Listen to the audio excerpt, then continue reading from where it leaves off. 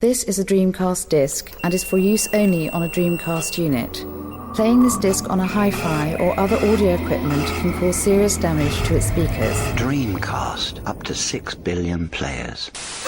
Welcome back to the stage of history. Why don't we play together? Hey, it's time to make some crazy money. Are you ready? Here we go!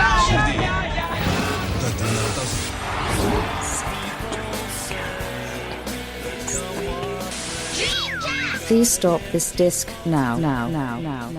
Hello and welcome to episode 78 of the Dreamcast Junkyard DreamPod. We've got a lot to talk about in this episode, including some thoughts on upcoming Dreamcast games and some important news about a new Kickstarter project we think you'll find interesting. But first, introductions. My name is Tom and I'm joined by three scholars from the University of Dreamcast. First of all, Mike Phelan. Hello, Mike. Hello, Tom. How are you doing? All right? Yeah, I'm doing well. Doing well. Are you doing hunky-dory? No, I don't like that term. I'm doing fabulous. That's the word I'm looking for today. Excellent. I think that's probably the first time I've actually said the word hunky-dory out loud. We're also joined by Martin Irwin. Hello, Martin. How are you doing? Hi, Tom. Yeah, I'm very well, thank you. I am fine and dandy. And yourself? I'm okay, just okay.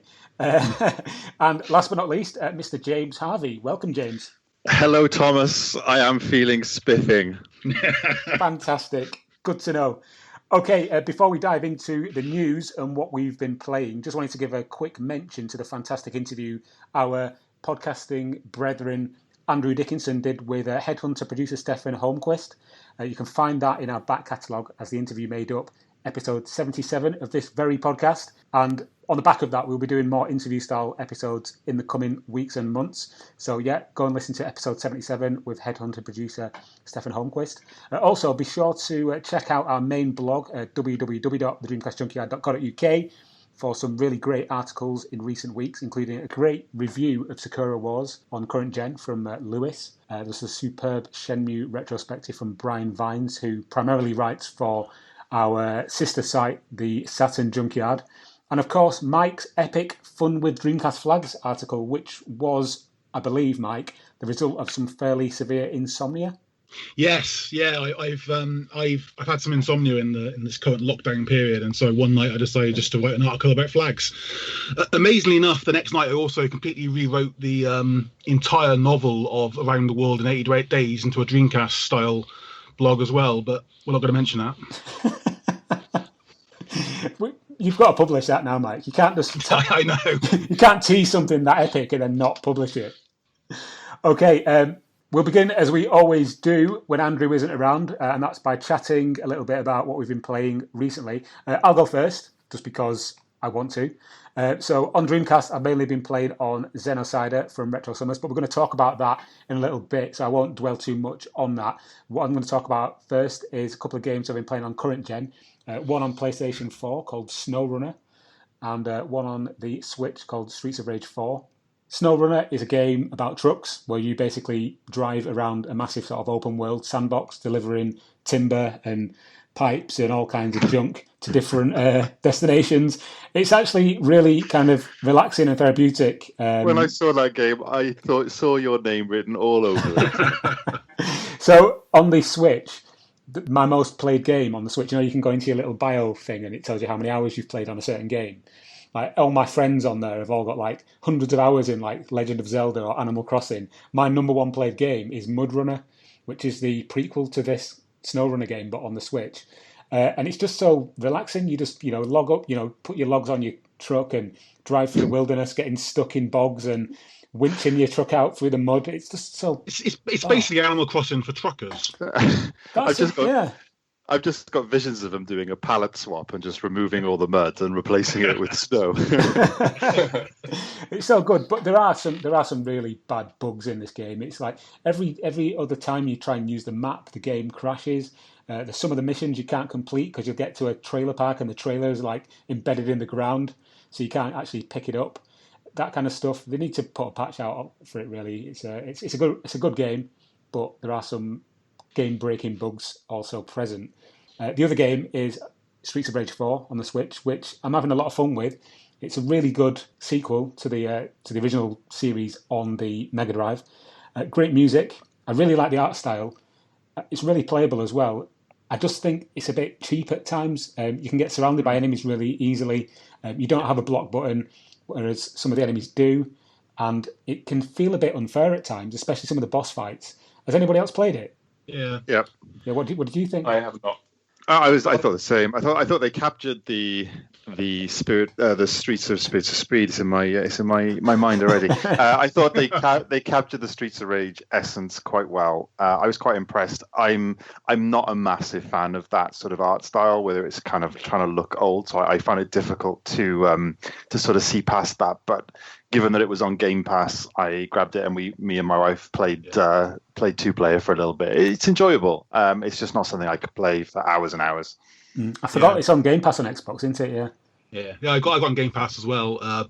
Same as James, really. I was never a big fan of well, actually not same as James, slightly different. The art style is really nice, but the game itself, I've never been a massive beat 'em up fan, so it's sort of over my head a little bit. It's good. It's a decent game, but I think some of the people online seem to think it's Second Coming, which I don't think it really is. Yeah, when I first saw the original kind of screenshots and the reveal trailer, I was a bit kind of torn about the art style because it looks like a Flash game from like 1999 or something. But it actually in practice it plays really well, and I think the animation is superb. I know you can get the sort of the retro sprites from the original games as playable characters, which kind of in stark contrast to the like newly drawn backgrounds looks really, really odd. I bet that does look weird. Yeah, it doesn't seem right, and yeah, I mean, don't get me wrong, it's a great game and it's a really good continuation of the Streets of Rage franchise. I'm enjoying that it. Kind of mix of art style is in which Street Fighter game is it on Dreamcast where you've got polygonal backgrounds but you've got sprites? I've completely forgot. I should know. I think I've got it. It's one of the Street Fighter. It's not Third Strike, is it? Alpha 3? Yeah, it's definitely got a 3 in there somewhere. They've all got 3 in them. But yeah, that can be a bit jarring because you're kind of in two worlds then.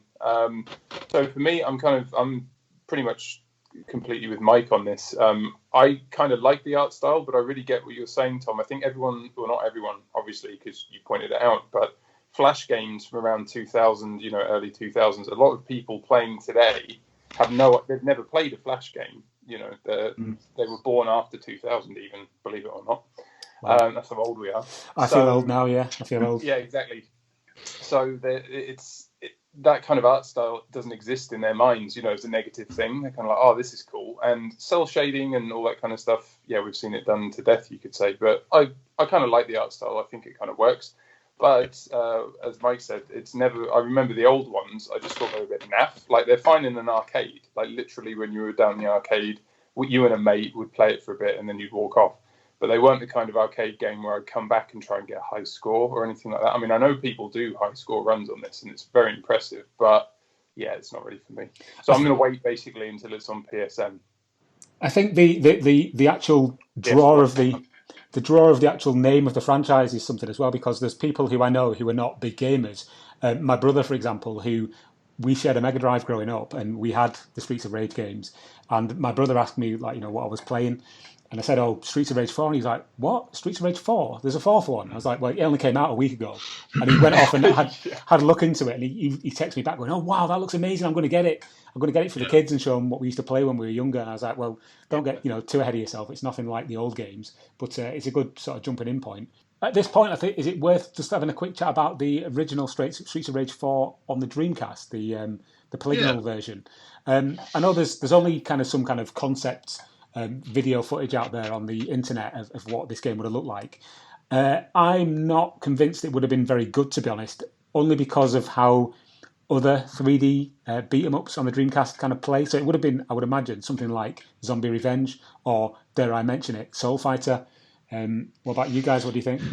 As a teenager, I think this was one of my most pined after games to come out on Dreamcast. In obviously the mid '90s, the sort of the beat 'em up genre or side scrolling beat 'em up genre was huge because it offered something different. And obviously with Streets of Rage, Golden Axe, Double Dragon, and they were so good. And obviously, as the '90s drew to a close, as you guys know, it was all about how do all these different genres take that leap to 3D. And regardless that most of them were a bit shit, it was still the novelty factor of them being 3D. And I remember reading about the Dreamcast potential version of Streets of Rage, and just devastated that it never came out, and sort of settled with Dynamite Cop in the end. But yeah, for me, it was a big loss from what I was looking forward to. I completely forgot about Dynamite Cop when I was thinking about all the different sort of 3D beat 'em ups. Wasn't Fighting Force meant to be part of the Streets of Rage franchise as well, but then was kind of turned down by Sega and went off to become its own game? I'm sure I've read something like that. Yeah, I think Fighting Force 2 is meant to be it's rumoured to meant to have been the Streets of Rage on Dreamcast. Thank God it wasn't, because it's a terrible, terrible game. Yeah. I actually like Dynamite Cop and Zombie Revenge. They're two of my favourite games on Dreamcast. But I think they're so different. They're so different than than the scrolling belt beat 'em up, because really it's just an over the top. It's not even an arcade as such. It's just over the top action. I think if Streets of Rage had done that, I think it would have probably lost maybe some of the shine off the name. Because even though I'm not the biggest fan of Streets of Rage, I still understand it's a massive appeal to outside of the normal gamers, as Tom said with his brother. And I think if they'd done that, it probably wouldn't have been quite the same, because I think it would have gone on a completely different route. Yeah, I'm completely with Mike on this. Zombie Revenge and Dynamite Cop. They are, or Die Hard Arcade as well on the Saturn. Those I used to play these co-op with my brother for countless hours have sunk into Zombie Revenge. And I remember seeing the film Desperado with these. With the machine guns in the violin cases, and when that's in the game, it was just like peak crossover.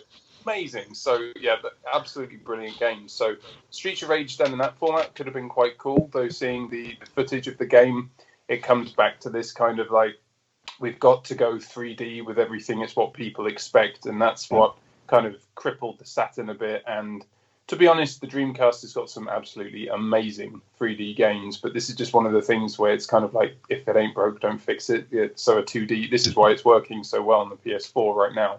Is to have the 2D scroller. I think at its time, I think Dreamcast, it was that kind of genre. Everyone sort of says now that they wish there was a game like that. I mean, it wouldn't have worked. It had its time. It was a new era of gaming. 3D, first-person shooters were coming around in big time. It was a completely different era. So I think to an extent, it's good that they have left it this long, because if they hadn't done, I think again the name would have been tarnished, and I think we wouldn't be having this massive Sega revival as we're having. I think just to add to that, Mike, as well, it still says a lot that you play this game now, 20 years in the future, and I think unquestionably I'd still rather go back and play Streets of Rage 1, Streets of Rage 2 on a Mega than I would play this one. So to me, that kind of says it all. We've moved on from then. Mike, what have you been sampling on your console of choice? Yeah, so I've been my lockdown's sort of come to an end recently, so I'm back at work. So I've had less time gaming, but I have still been playing the Yakuza series. I'm not sure if I mentioned it on a previous podcast, but I'm trying to go through all the Yakuzas on PS4. Now that they're free on Xbox One, I've finally decided to actually play the games I've bought on PS4. But I've completed Yakuza 0, which is probably now my favourite game of all time. I think it's actually probably better than Witcher 3 in my mind. Playing Yakuza Kiwami and Kiwami 2, not as good, but it's a great series. I'm really enjoying that. Actually, to an extent, it's quite funny actually, because I view it in my head as almost like a 3D version and a sort of evolution of the Streets of Rage type thing. So it's an interesting series. Modern gen stuff, that's all I've been playing it really. A little bit of Animal Crossing, but I'm not going to mention that because I know that people aren't great fans. I don't know what you mean, Mike. I don't know what you mean. On Dreamcast, though, I've been playing quite a few games. I've been trying to go through a lot of the games that are on my my card reader. So I've been playing heavily, and James will love this. I've been playing heavily Spirit of Speed 1937. Yeah. To the point where I won every race, and Mike, I'm so proud of you. Don't feel overly satisfied. It's the best game with flags on the Dreamcast, but I'm getting a slight hint of revisionist history. Sorry, continue. No, we're hipsters. I mean, at some point we've got to turn against everything which is popular and make everything which is unpopular popular. So that's what we got to do. No, it's not a great game, but it was fun. I think actually it's no worse than some other sort of mid-tier racing games at the time. So I enjoyed that, and I was playing a bit of V Rally, and I was also playing a little bit of Le Mans, which I play frequently anyway. So a bit of a racing mood for the Dreamcast, as well as stuff we're going to talk about in a minute. Excellent stuff. Cool. Okay, Martin, what have you been playing? I have been playing, so I'm in an ice hockey club in NHL. The irony is I can't really ice skate in real life, but there we go. That's the story of it. So I've been playing NHL with my brother mainly on the PS4. That's kind of most evenings during lockdown activity at the moment. I also got Grid, thanks to your recommendation, Tom, actually. And great game. It's just called Grid, but when you Google, I was trying to Google for like reviews and stuff, and there's about 50 games called Grid or Grid something. So it took me ages to find out which bloody one I was buying. But anyway, I just played the demo in the end, and it's got that kind of Toka touring car vibe to it. And it's just bloody good fun, really. It's not a full-on sim. And it's not Sega Rally, but it's good. And being in PS Plus, it was reduced cost, so it was kind of a no-brainer. One thing I noticed in Grid, that kind of annoyed me slightly was if you play from the cockpit view and it's raining, if you reverse camera to look behind you, the rain is coming inside the car. So... I've tried that. Codemasters have never got the weather right, have they? Codemasters have never quite managed to get weather in racing games perfect. I would have liked kind of better crash physics and things like this too, but to be honest, like how good it looks, I don't have a PS4 Pro, I don't have a 4K TV, if you can believe it or not, and it looks amazing. So I can't even imagine how good it looks. Like, is it a VR game as well? I have no idea. No, there's no VR, but I do have the PS4 Pro and the 4K TV, and like you say, it does look absolutely stunning on a 4K screen. So I've been playing that. I've also I've picked up. So I've had this game for ages on the PS Vita, Power Stone Collection, which is actually a PSP game. Yeah. And I completed it for the first time. I've never really done the single player campaign, because for me, Power Stone, like, why would I? It was always a co-op, and loved it. So I completed that, and that was good. I forgot how tight the controls are. It's just such a good game. So this is me saying, please make it for the Switch. Port it over to the Switch. Then on the Dreamcast, I played Headhunter. So I definitely didn't complete Headhunter. That was the aim, but it's bloody difficult, to be honest. I've got soft, I think, like my gaming ability. It's actually quite a difficult game. Some of the boss fights get really difficult, don't they? Yeah. Like and in all honesty, it's an older game, so the controls are a bit. It's not that they're loose; they're just a bit different to how kind of the consensus is on how characters and people move and things like that now. So, but it's still a fantastic game. And if you haven't yet listened to the podcast interview with the developer for Headhunter, please do. And then I've also been playing this demo that I'll talk about a bit later, the Dreamcast. So that's a surprise for later in this podcast, I guess. Excellent. Good stuff. Okay, and last but not least, James, enlighten us. Why am I always last but not least every time? Next podcast, Tom, I want to be first at everything. Or you could just be last and least. Yeah. Fair. Okay, that's fair. Set expectations low. Those of you who know me by now know that I pretty much play racing games and talk about racing games and write about racing games. And there's no surprise that my most played list recently on current and previous gen consoles has been dominated by racing games. And some good ones, some okay ones, and some pretty terrible ones. the one I spent most time with on newer stuff has been iRacing. I've been, as Mike alluded to, I have been streaming my sim races, which has been that's a lot of good fun. You never Yeah, mentioned Shut mentioned your streams. Shut up. I watched you crash out last night. He did indeed. Martin was there with his pom-poms cheering me on. So I've been streaming a lot of iRacing, which is great fun. And I actually did a retro stream on Saturday morning, and I played through Formula 1 95 on the PlayStation, which was really good fun, just to kind of go through the entire championship. And despite its age, it's actually still very playable today. And Murray Walker on the commentary will never ever get old, which always gives you an excuse to fire it up. There is a tenuous Dreamcast link there, Go on. It was developed by Bizarre Creations, who went on to develop MSR. Very well done. So there you go. Very well done. So, Dreamcast-wise, assuming this is the same demo that Martin alluded to, I'm going to ruin the surprise now anyway. I played through and wrote an article, which we're going to talk about later, the Arcade Racing Legends demo on Dreamcast. So I'll not mention anything more about that for now. I'm sure we'll come back to that in a sec. For some reason, I had an urge to buy Roadsters on Dreamcast, It's a bad urge.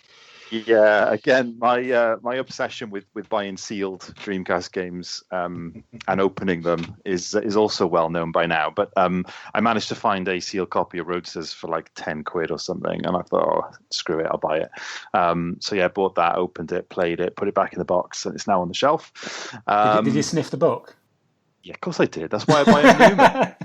It's like an event. I get ready, get my my gloves on, and do all this. Have you seen that iPhone advert where the guy's peeling the plastic off the new iPhone? Yeah, drops it. I have that image, but with you peeling off the wrapper on a Dreamcast game. I might do a live stream of opening like 10 sealed Dreamcast games in a row.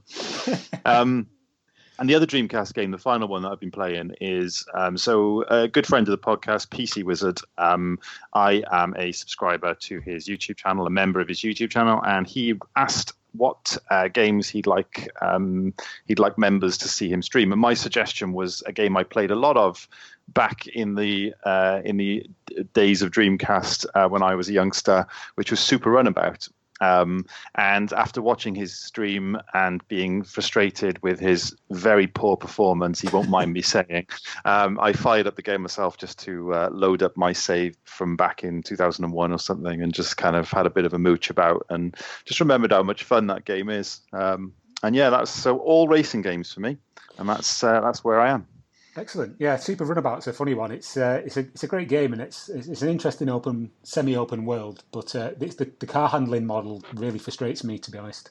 Yeah. What's even worse as well, Tom, of course, is that the one we get is the reworked one, because the original Japanese release had even worse handling.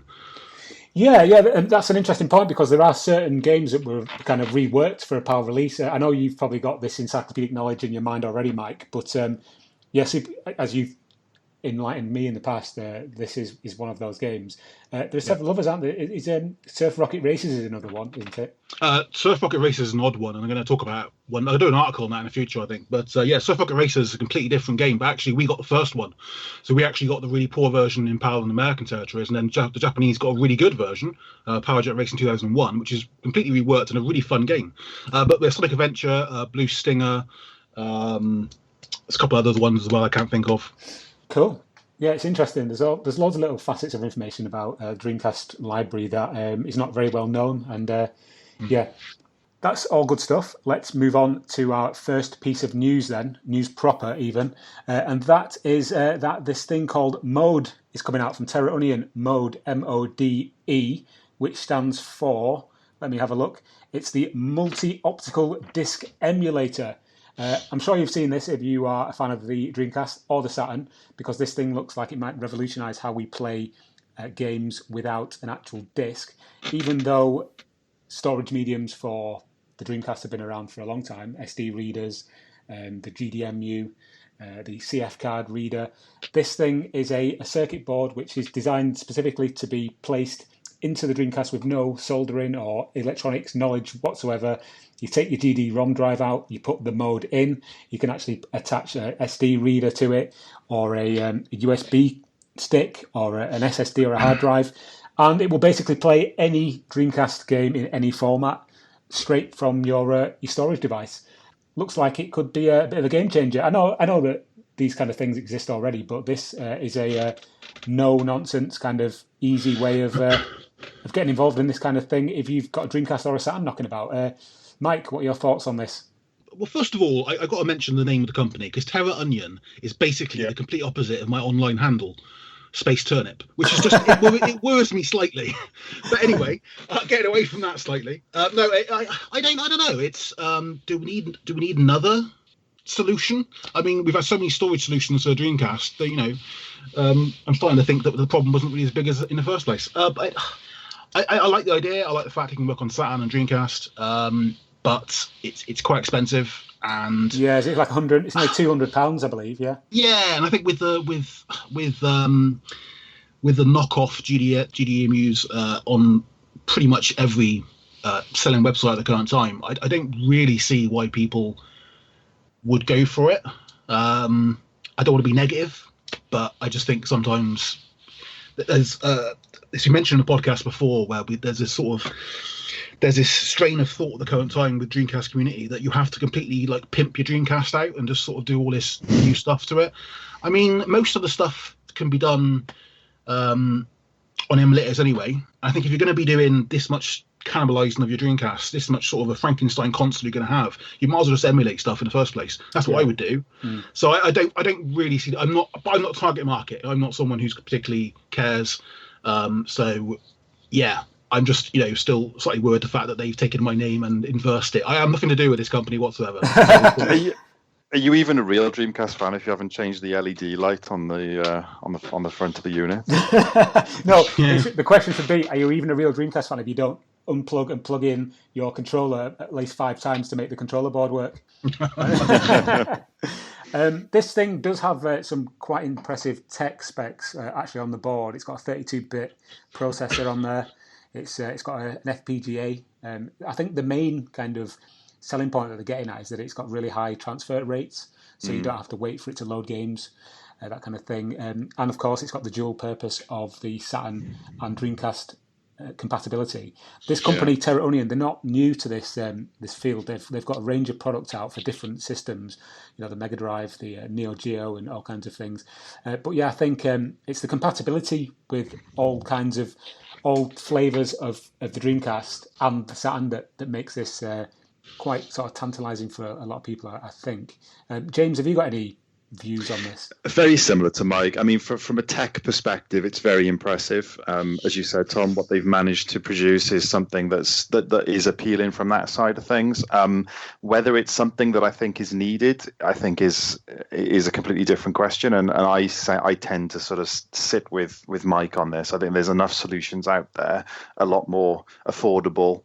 And I think, if the sort of person who might buy this, I think, is somebody who's going to be, massively into their retro gaming or specifically into their Dreamcast gaming. And I think if you're that far into, if you're that much of a Dreamcast fan at this point, you've probably got about half a dozen consoles with various different solutions anyway.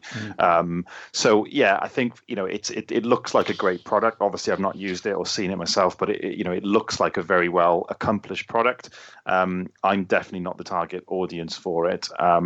And I think, as I said, that the price tag will definitely mean that it's going to be for very serious collectors only, or rather, maybe not collectors is the wrong term, but yeah.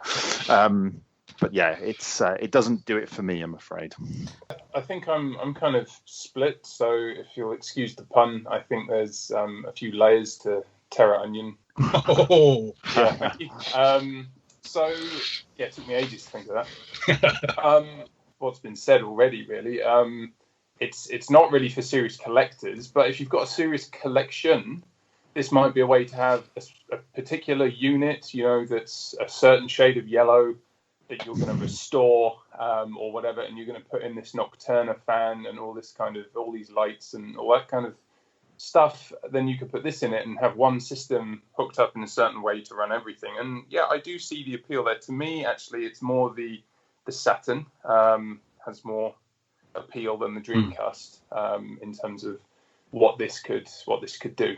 But whether it's expensive, so you've got to be a really serious pirate to want to do this. I mean, is it really piracy now? I don't know. Let's not get into it. But I really like it. That wasn't me. It just comes naturally.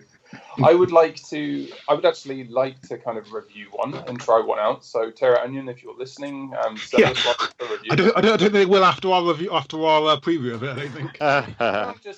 You can't just kiss someone's ass until they, it's got to be honest. And I do see the appeal. I see the appeal. You've got the hardware there, because half of the gaming experience is to have that controller in your hands that you can then complain about or not, or enjoy it or not, or whatever.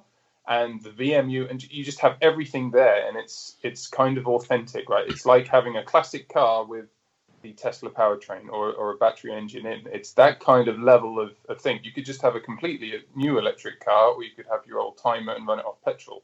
But you could do this kind of. That's why it's so niche. I think they'd sell loads if it was £100. I think 200 they will sell some, but if I was running their company, I'd have changed this pricing. I know that it's not going to be free to make, and they've spent probably considerable amounts in R&D. But as Mike said, to be honest, from my side, I've got a decent sized collection anyway. Nothing anywhere near as close to what Mike has, for example. But to be honest, emulating on a nice TV or screen with a Raspberry Pi and all this kind of stuff, I mean, why not? Yeah. So, yeah, it's going to be tough for them. I think it's important as well to point out the fact that, because I've noticed this on our Facebook group quite a lot recently, people are sort of saying how much money they spent on their pimped out Dreamcast, and some people are saying they spent over £700 on pimping out a Dreamcast. I don't see. Honestly, I have lots of pointless visual novels, so I can't talk about someone's buying habits, but I don't see why you'd spend that much money on a Dreamcast when you can just basically get a gaming PC, a converter for the Dreamcast pad, and do everything the same. I don't see why, if you want an authentic experience, why you spend that much for a non-authentic experience. It's like people that take a £200 1992 Ford Fiesta and put £1,200 alloy wheels on it. Isn't it? Yeah. Is that also biographical? All right, Mr. Spoiler. Oh God, we're getting personal. I think it's like, okay, so yeah, you could end up then with it. Let's say you could end up with a Dreamcast that basically is £1,000, and you get a second-hand Xbox One, whatever. I don't even know the nomenclatures, for like £100 or 100 and a bit. And I'm not saying that you shouldn't do this or whatever. And we all love to play Dreamcast games. But it's not like it can't be done already. Like I've been playing on my phone. I've been playing Dreamcast games in better output on my TV than I can with an actual Dreamcast, because I don't have DCM HDMI. I've been playing on my phone into my TV using a PlayStation 4 controller. I mean, it's sacrilege, right? In 2000, the kind of 16-year-old me would have been swearing at this version of me using a Sony product and this phone on a Sony TV, all this kind of stuff. But yeah, that's just how you can do it now. You can literally just play Dreamcast on a train. Granted, I want it all on a Switch, so that's a whole separate rant. But I think sinking £1,000 into a Dreamcast for flexing online? Okay, so the Terraonion MODE is due out, I believe it's July 2020. If you would like to check that out, just type Terraonion into Google and you will find it. We'll see how that pans out in the near future. Okay, let's move on to our next item of news. This is more about an actual piece of software than hardware. This is Xenocider from Retro Summers, our friends at Retro Summers. I have played the beta version, so has Mike, and that's because we are on the beta testers program. We've invited.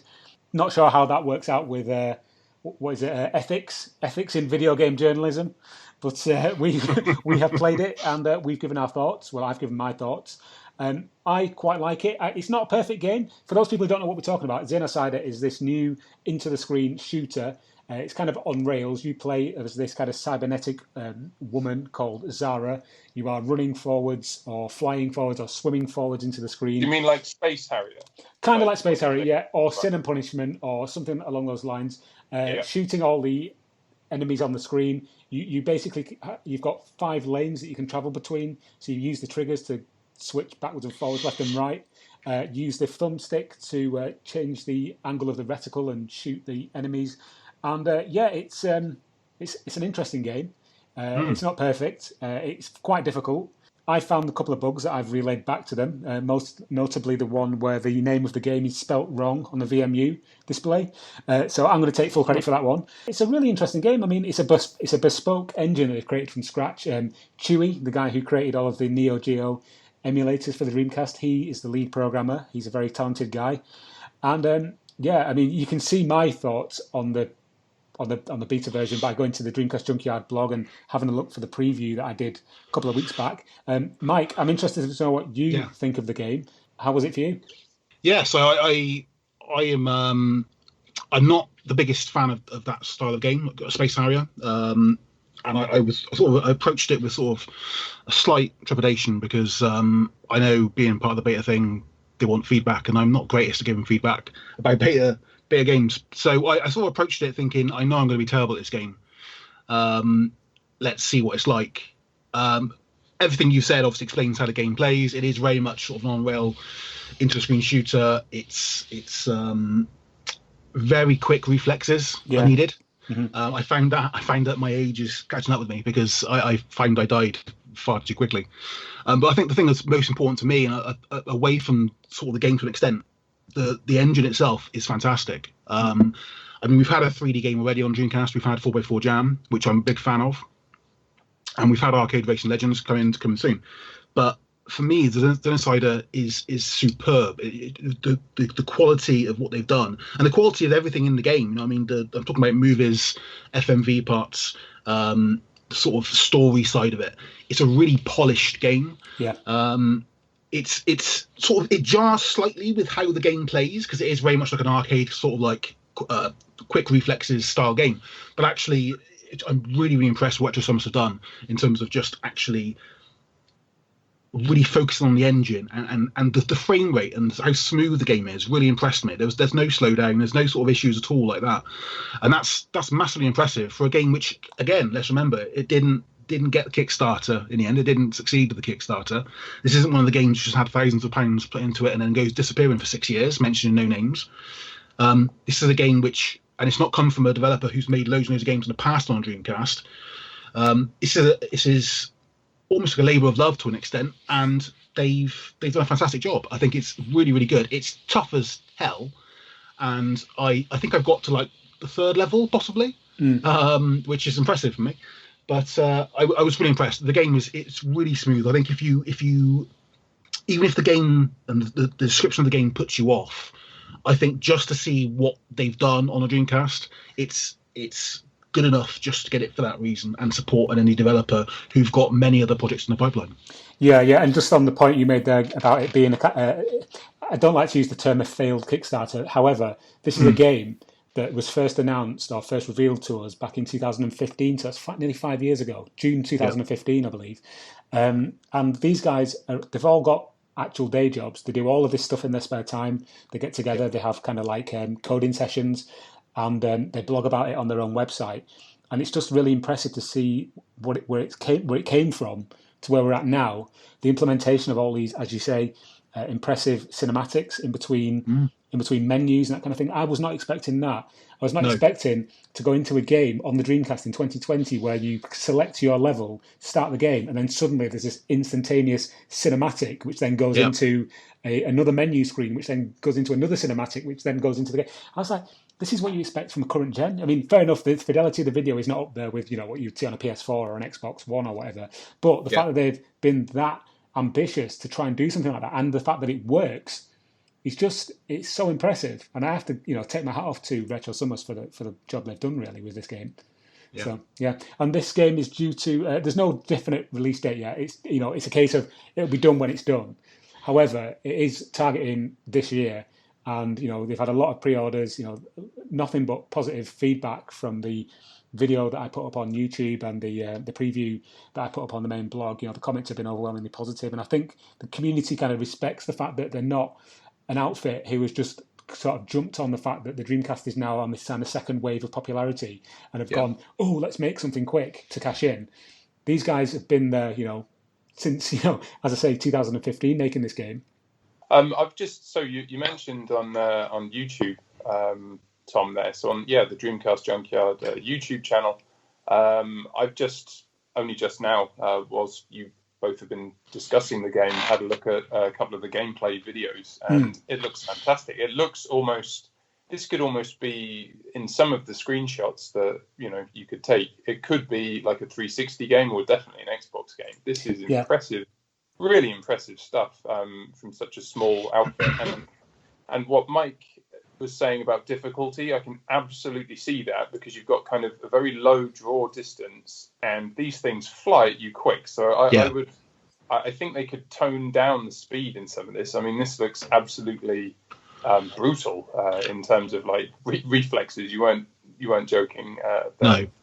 It is very much important to note the fact that when I say it's difficult, it is difficult because it's I don't know if Tom feels the same, but I felt like it took me a few goes to get used to the controls. Yeah, I wasn't used to having to use the triggers to sort of move, and it threw me off a little bit. But it really does. The difficulty comes from the reflexes. I mean, it's not about unfair enemies. It's not about sort of being swamped with enemy fire as such. Although that does happen, it's just the fact that it's yourself. And I think every single time I died, I felt like I was dying because I'd done something wrong, and not because the game had been too difficult, which is unusual in Dreamcast arcade games for me. It feels like a really good, it's a completely different genre, but it feels to me like a really, really good shoot 'em up, in terms of the fact that that if you like Zero Gunner 2 is a great example. I love Zero Gunner 2 because of the fact that when I die in Zero Gunner 2, it's because I've made a mistake, and that's how I feel with Xenocider. Yeah, absolutely. They could slow this down by maybe 20%, and it would, for me, just looking at it, it would still work. But it's extremely impressive from a bit of a shoot 'em up type guy. That's like my genre of choice, really. I would just say, you could slow this down just a little, literally just slow it down a bit, because it looks fantastic. Been sat here in silence, just amazed that Mike managed to not name the other thieving bastards from Kickstarter, to be honest, for the other game that went unnamed. What, Elysian Shadows? Yeah, thank you. Yeah, I'm glad you mentioned it. I'm going to beat that out in the edit. Xenocider comes out this year, 2020. Me and Mike both suitably impressed, and I'm sure anyone who's pre-ordered it also in the beta program, will also be very impressed with what they've seen so far. From one preview, let's jump into another one, and I'm going to let James talk about this one. Yeah, so Arcade Racing Legends is a game that again got kickstarted toward middle of last year to a few question marks, because I think originally it wasn't mentioned on the Kickstarter that it was going to be a port of a mobile game, or at least the foundations were going to be. But it looked interesting. It's obviously, as the name suggests, an arcade racing game. But the thing that Pixel Heart, who are producing the game, have done to kind of hook Sega fans in, I guess, is they have very much tried to keep the spirit of the late 90s arcade racing visual kind of experience, and to that end it features a number of remarkably similar vehicles that you may find in other household name arcade racing games, and actually that was kind of one of the things that appealed to me, and just kind of throw them all together in one game. So you've got some of the rally cars from Sega Rally, you've got the taxis from Crazy Taxi, you've got the Porsche from Scud Racer. There's a ton of different stuff in there, and there's a load of guest cars as well for some of the backers on Kickstarter. So I was in two minds as to whether to back this back last year. Decided in the end that it was priced reasonably enough to get a to get a physical version in a proper PAL Dreamcast box. So I just decided to bite the bullet and go for it, despite my reservations about what the handling looked like in the early days. But kind of went ahead, backed it. And the game got delayed. It was supposed to be released last year. It got delayed until, I don't think they've got an actual release date this year, but they have said it is coming out in 2020. And in the recent updates, they provided a downloadable demo of a recent build for backers to be able to grab. And as you alluded to, Tom, I wrote a quick preview on the Dreamcast Junkyard just to kind of go through. And I was very pleasantly surprised. I think my expectations were not immensely high, just because, as I said, the handling seemed a bit too floaty for my liking. But immediately, my reservations with the handling were completely vanished straight away. It felt really nice to play, a nice balance between kind of having that really floaty loose end and still feels like you're in control of the thing, which is good. Visually, I think it looks excellent. It's exactly what I signed up for. Really colourful, really varied backdrops from the Arctic snow of that stage through to the desert stage, and then you've got the kind of forest stage.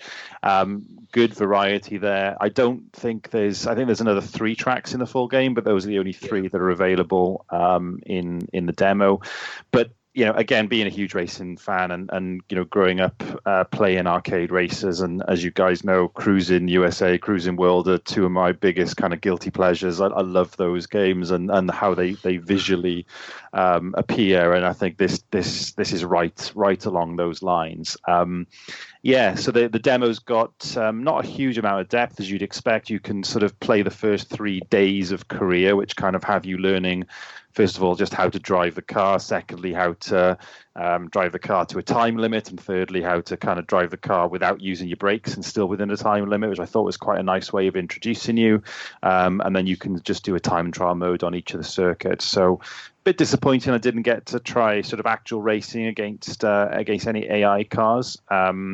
But evidently that wasn't in the original build. And the menus look really nice. You can cycle through the cars in the garage, really, really nice 3D models that you can see and cycle through. Again, there's only 3 cars that you can play with in the demo, but there appears to be, well over a dozen in the final version, which will be good. And as I said in my preview, really, the only thing I didn't like in the demo, and I think, unfortunately, again, as I alluded to, it will be a pretty big deal as far as replayability goes, is the way in which they have added kind of track boundaries. So they've got sponsor boards continuously on the left and the right of the circuit, which gives you absolutely no runoff whatsoever. And firstly, from an aesthetics point of view, it looks pretty bad, because it just looks like, even if it was an invisible wall, I think it would look a hell of a lot better, but it just doesn't look great that it just looks like the track's been marked out the entire way. Mm-hmm. But even worse, from a gameplay perspective, you can basically just wall ride without with very little slowdown, to be honest. So I think that will fundamentally ruin any sort of longevity the game may have if they don't address that. But fingers crossed. In the original Kickstarter campaign, they did show some screenshots where the barriers weren't right up against the playable road area. So fingers crossed they are starting to think that maybe that was just kind of as they started to obviously build the levels out, and they hadn't sorted all of the sort of safe zones and clip-in areas and stuff like that yet. But apart from that, super looking forward to it now. I think it'll be a great little game to add to the Dreamcast collection, and nice to see, obviously, a new racing game. In the last few years, as you know, there's been quite a few different genres have started to pop up as far as indie games are concerned, and this is a really nice polished racing game that feels like it would have been well at home if it was released in the late 90s, early 2000s. Interesting thoughts there, James. I will say your article was really cool.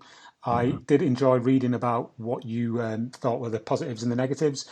For me, one of the negatives that I saw initially when I first saw this game running was the fact that the cars looked like they were actually spinning, like with a sort of a... Imagine you had the car and you'd put a pole through the middle of it, and when the cars turned, they looked like they were kind of spinning on a central axis, which kind of put me off a little bit. Like Daytona and Scud Race.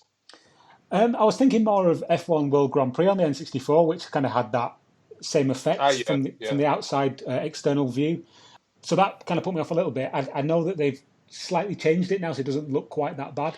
But the barriers thing is a big problem for me as well.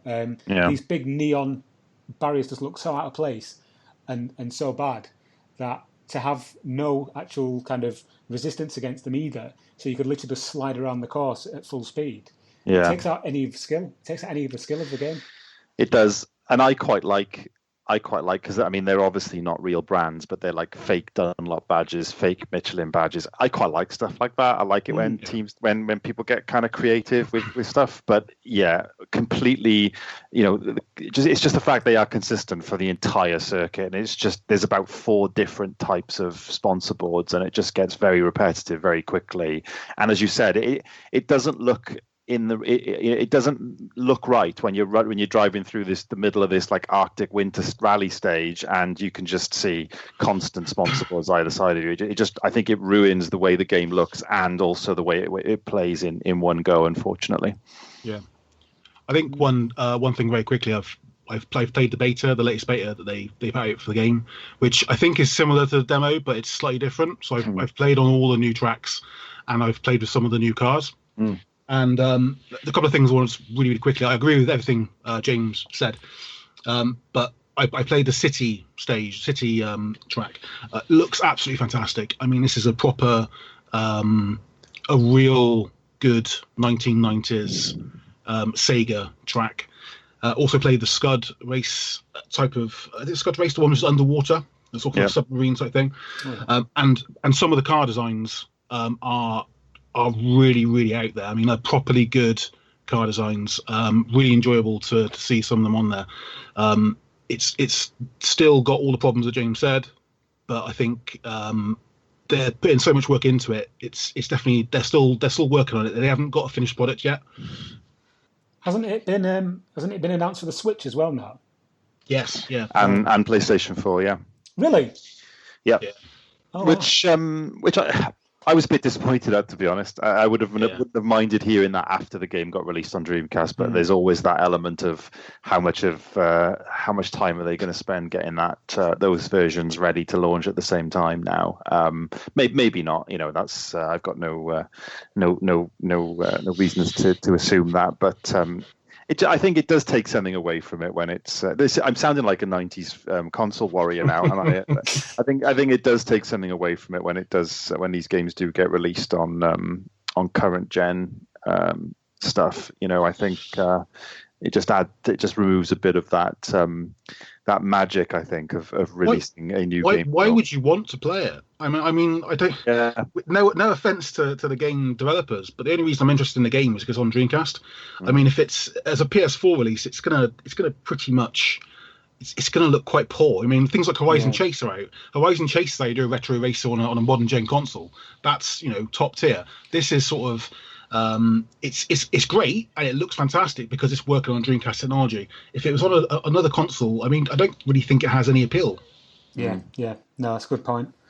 Okay, so that's Arcade Racing Legends. That is out at some point in 2020. We're not entirely sure when, but it's also coming to the Switch and the PS4. I just learned today, so keep an eye out for that. And from one game that's on multiple systems, including the Dreamcast, let's move on to another one. Martin, you have been playing another game, which is coming to the Switch and the Dreamcast. Please enlighten us. I have, yeah. So this is, you can get this on the Switch eShop at present, I think, for like just over $5, something like this. I think it's, at the time of recording this podcast, it's still to be released, but I believe it's coming in the next week or so. Okay, right.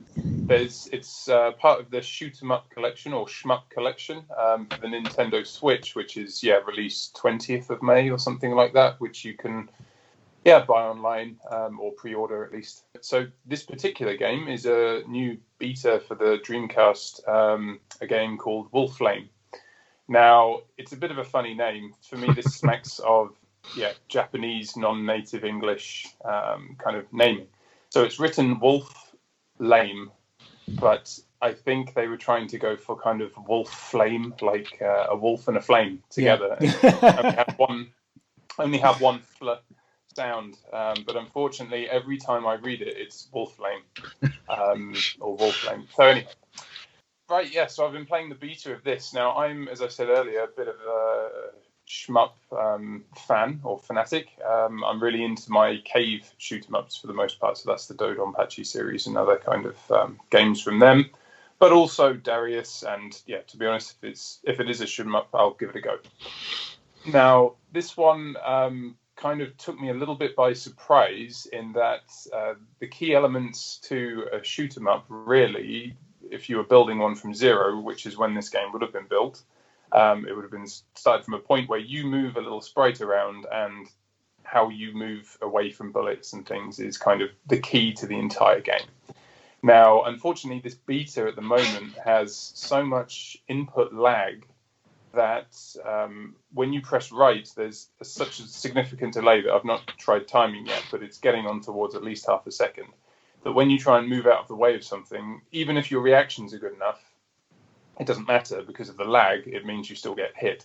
So it's extremely difficult to play at the moment through input lag, basically. But taking and general slowdown of the game, actually. So when you're playing this, so it needs further optimization. When you're playing the game, it will just run, at a lower flame rate. Oh God, I'm starting. flame rate. Oh goodness.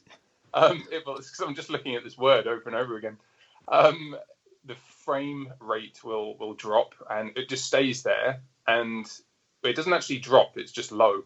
And then when you die, when your ship is hit, then for reasons I don't know or understand, possibly sprite allocations, the frame rate goes up to like 60 frames a second, and then it's incredibly smooth. Now, looking at videos on YouTube of the old Steam games, so this came to Steam in 2016, and it was reasonably well received. And if you look at videos on YouTube, if the input lag goes away and the frame rate can be like this, then this should be a really good game. And this will not be one of those kind of Euro shoot 'em ups that we had in years gone by. That I won't mention certain games. Instead, let's discuss this one as if it's kind of a new release. Now, it's not very old. It's probably about 5 years old, or it's development 2014, some leaked pictures and things like that. It looks like it was made in about 1993, something like that.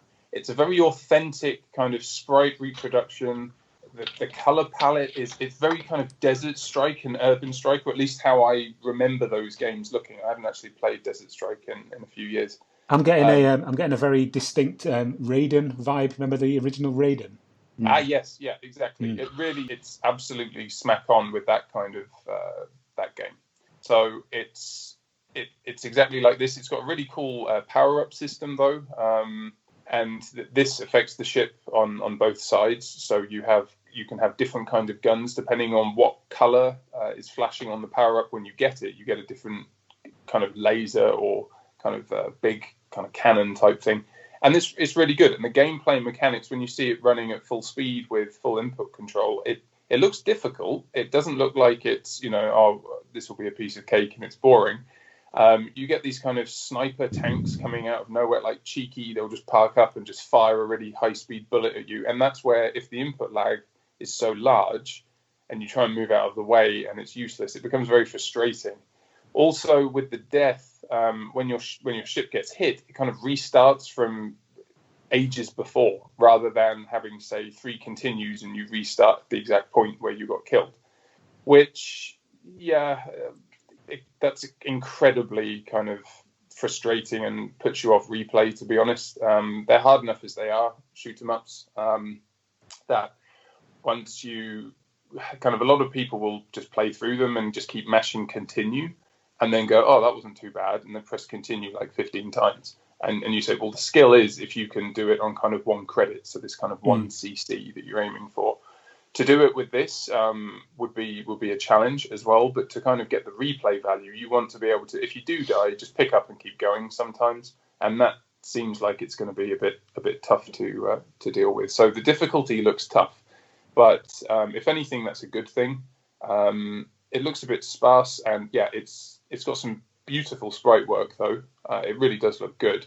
I'm hoping that the Dreamcast version can just sort out the issues with frame rate. I'm happy with it to be it just needs to be stable, whatever it is, and to get rid of this input lag. That's the key, is the input lag, to really get that as low as possible. It sounds like this has got similar issues to a previous game from Josh Prod, which was a Battle Crust, which in itself was a Steam release from a few years ago, sort of re-released on the Dreamcast, and that had some serious issues with slowdown and input lag. So I'm thinking that maybe the same issues with this game.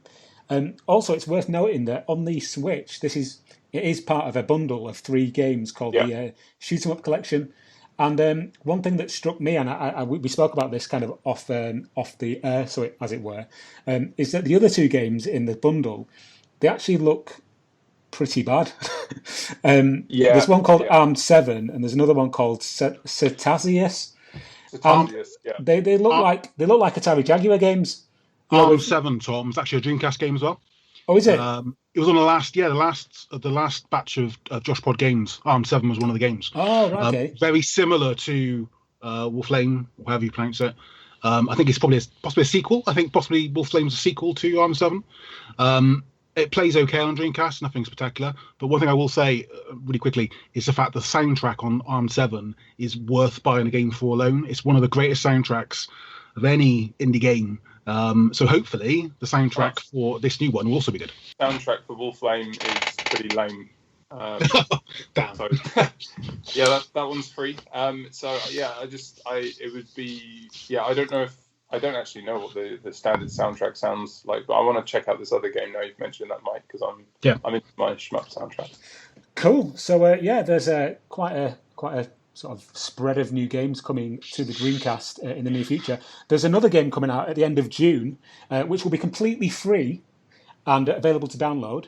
And that game is called After the Fall. It's a Quake total conversion by a guy called Pip Naylor, who has taken the Quake engine and created his own game about humans fighting for freedom against an alien invasion. I'm not going to give too much away because I'm going to do a full review on the Dreamcast Junkyard along with a video and everything like that, so that's coming soon. But it will be available from the end of June, and it will be free from Pip Naylor's website, so keep an eye out for that. I will tell you now that it's actually really, really good. We did do a preview on it last year sometime. If you just go to the main blog and type After the Fall, you'll find some gameplay footage and a preview article. But I can tell you that it's shaping up to be a really good shooter. So yeah, and for the grand price of nothing, you can't really complain. Quite a few things to look forward to in the near future for the Dreamcast.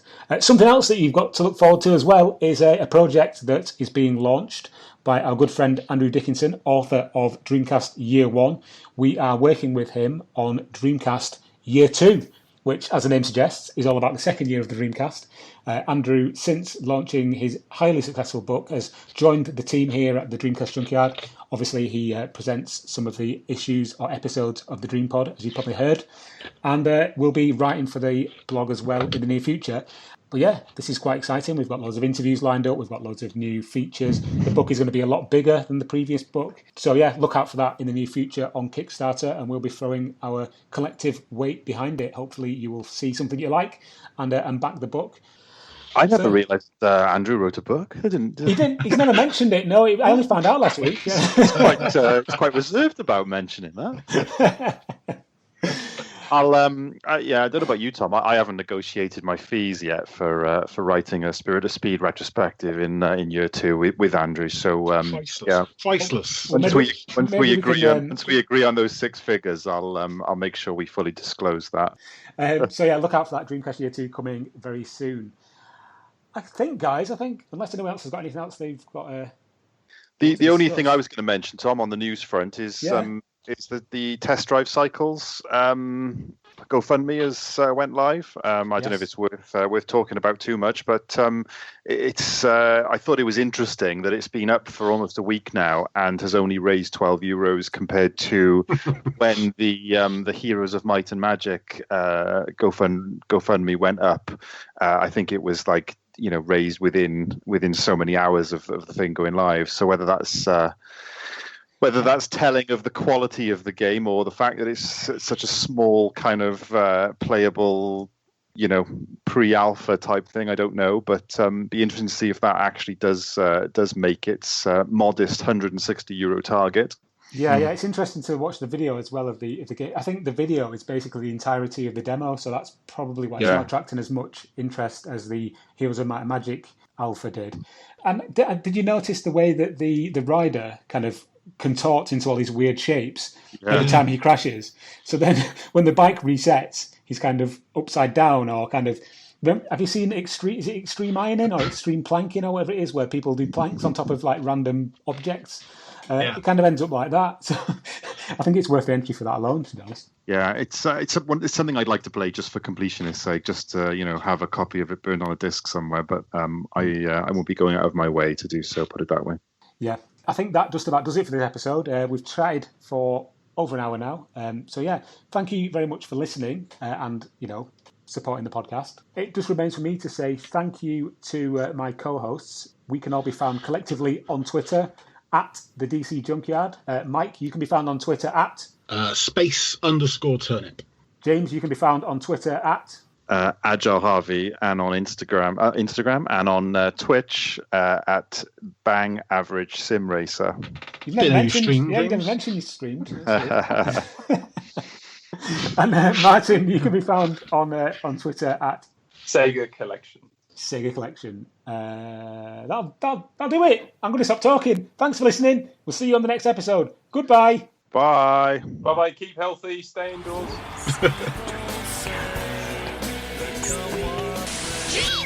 Please stop this disc now.